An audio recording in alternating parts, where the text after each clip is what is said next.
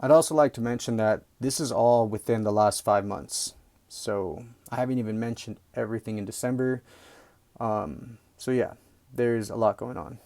But let's get on to the next one. Um, Number 40, Kingdom Hearts. My favorite game is Kingdom Hearts.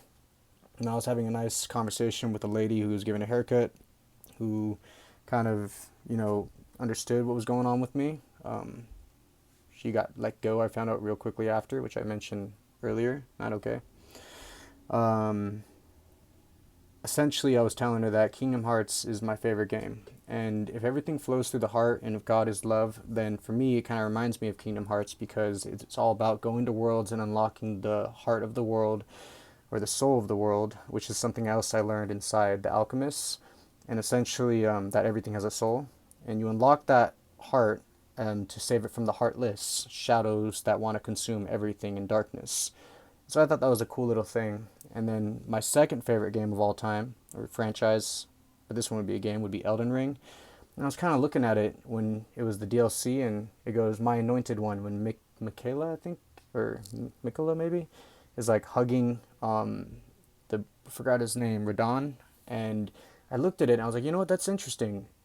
Radon is covered in rage, and I used to be covered in rage and hate prior to diving into the Bible at the beginning of the month of May this month.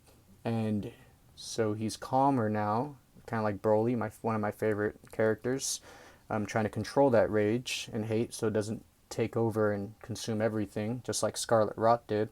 And hugging him was, you know, what I considered a version of Jesus, a beautiful, like the soul. Maybe not that person, because in the game I'm pretty sure he was doing bad things, but hugging Radon.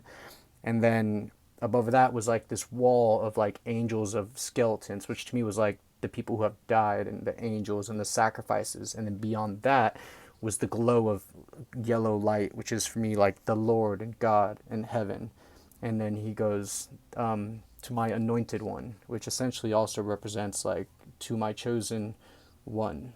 And I always know that this sounds crazy to some people. I'm just sharing with you what I know. But these are all signs and very cool.